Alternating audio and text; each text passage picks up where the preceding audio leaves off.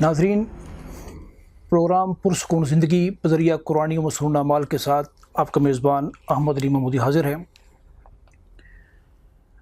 قرآنی و مسنون وظائف، دم، دعا، مفید مشوروں اور ہمارے اس پروگرام کے حوالے سے اپنے تاثرات کے لیے آپ ہم سے رابطہ کر سکتے ہیں۔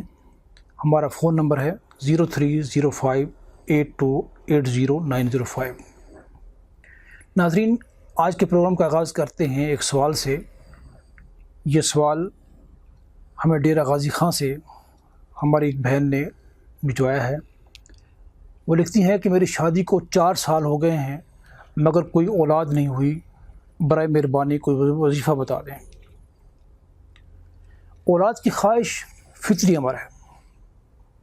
یہ اللہ سبحانہ وتعالیٰ کی نعمتوں میں سے ایک نعمت ہے جس کے دینے یا نہ دینے کا مکمل اختیار اللہ سبحانہ وتعالیٰ کے پاس ہے۔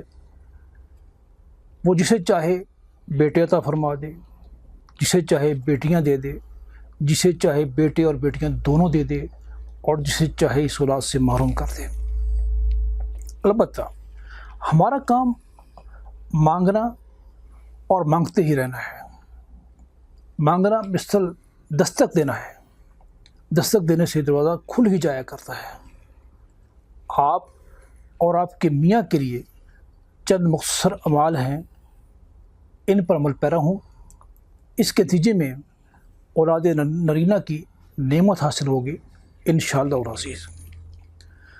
نمبر 1، روزانہ مکمل یکسوئی و دھیان کے ساتھ اول و آخر درود شریف 313 مرتبہ اس دعا کا ورد کریں۔